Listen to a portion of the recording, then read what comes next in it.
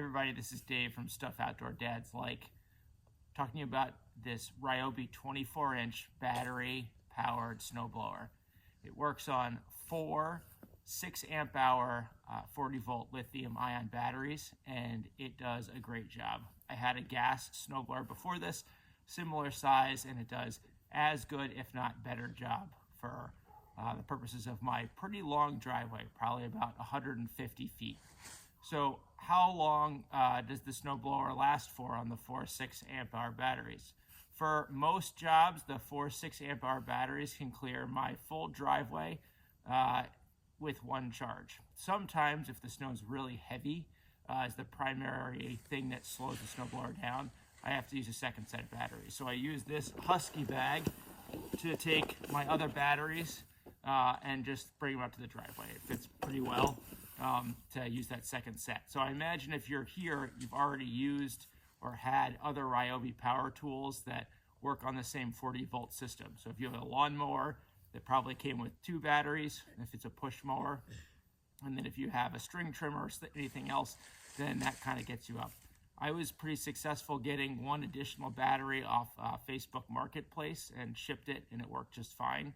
I use all 6-amp-hour batteries because that's what came with my lawnmower, and then I have 1 4-amp-hour battery that came with my string trimmer, and that works fine for my purposes. You need to use 2, at least 2 at a time, and they're sort of paired A and B. It's pretty clear where they go. So even if you only have 2 extras, that should give you enough time to charge some up and then come back out and finish your work if the 2 batteries that you have remaining can't do the job. This comes with 1 rapid charger that accommodates 2 of the 4 batteries. And my recommendation would be to get at least another rapid charger. And again, you might already have a rapid charger from your lawnmower that probably accommodates 1 of the 2 batteries. So what I did is I got 1 additional rapid charger, so I have slots for 4 batteries to rapid charge, and then that can charge all the batteries in the snowblower that work at once while I use the second set in case I need to get into a 3rd set of batteries. But that's only happened maybe once or twice where the snow is really like concrete and it really will chew it up. What do I like about this? So having small kids, it works really well to be able to hear them while I'm snow blowing. I don't have to turn off the engine. They don't have to get really close to me. Something about small kids is when things are really loud, they tend to be really quiet, so it's really hard to hear them. But as you're going to see in a second, when I fire this thing up, it's not particularly loud. It's still loud, but it's also really easy to just stop it and then restart it. So that's kind of the beauty. There is a headlight across here that automatically comes on, and there's some additional headlights up here that you can turn off and on. There's also some hand warmers that operate with it that I generally leave off because then I find that snow melts and then it just gets my gloves wetter, so I'd rather just leave it off. There's a little tool for clean out purposes, and then like all snow blowers, there are 4 shear pins that will take care of the auger. All right, so quick cut there for a classic scenario. I'm out here, it's just snowed. I'm out with both my boys filming this video, and one of my boys needed something. So I'm able to quickly kind of stop what I'm doing and go back to him. So I'm gonna show you what it's like with this snowblower on, and then how easy it is to turn it off and turn it back on. One thing to note is the auger pins, or the shear pins, are right up here. There are 4 of them, and those work for the auger. But one thing that makes this unit different is they also work for the impeller. So unlike a gas-powered snowblower where there's a belt that powers the impeller, the motor directly attaches to the impeller on this unit. So the protective mechanism is for the impeller shear pins to shear, and that can be difficult to take off and replace. I actually have another video that I have that will show you that. Here we go. So I'm going to start this thing up, and I'm going to show you what it's like when someone wants to talk to you.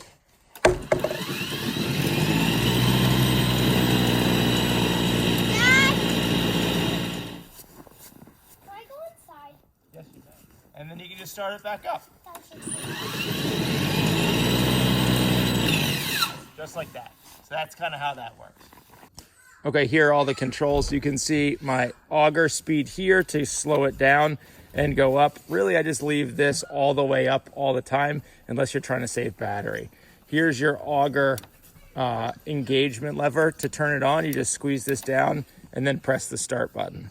This is your forward and reverse. There's only 2 reverse speeds. They're not particularly fast. Forward is plenty fast, and then this engages your speed for the wheels. And you can see that it will work without turning the whole unit on. So you can just put some batteries in. If you just need to move it back in the garage or whatever, you don't need to engage the auger. Here's the button for the hand warmers and for the headlights. And then this controls the chute direction, like that. And then the chute throwing it higher or low. So this is not that much in different direction, but it does actually change the direction that the snow comes out quite dramatically.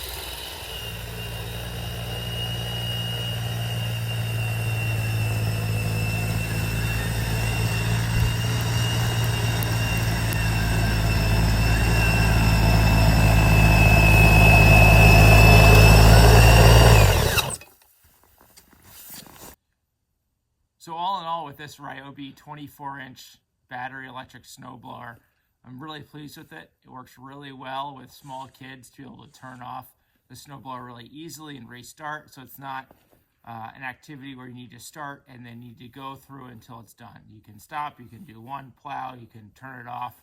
If you have a kid sledding down your driveway, you can just stop the auger, turn it off, and it's safe. And then you can move out of the way. You can go build snowmen and then come back to it. But even for a driveway of my length, it works great, and I really don't have a lot of problems with battery life.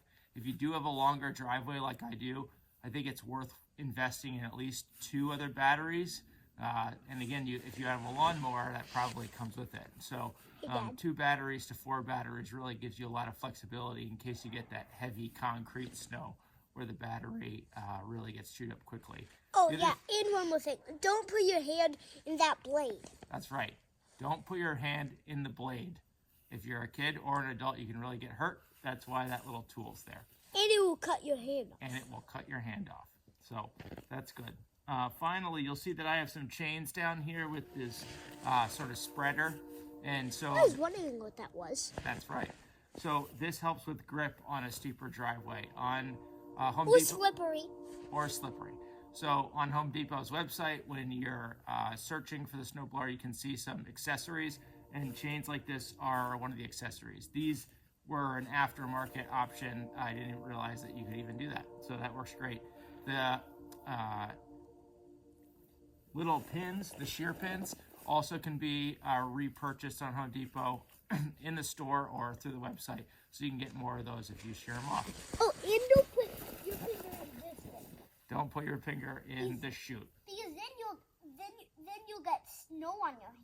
That's right. You get snow on your hand and you could get hurt down where the impeller spins. Yeah. All right. When it's spinning. That's it. If you have any questions, put it in the comments below and I'll try to respond. All right. Good luck out there.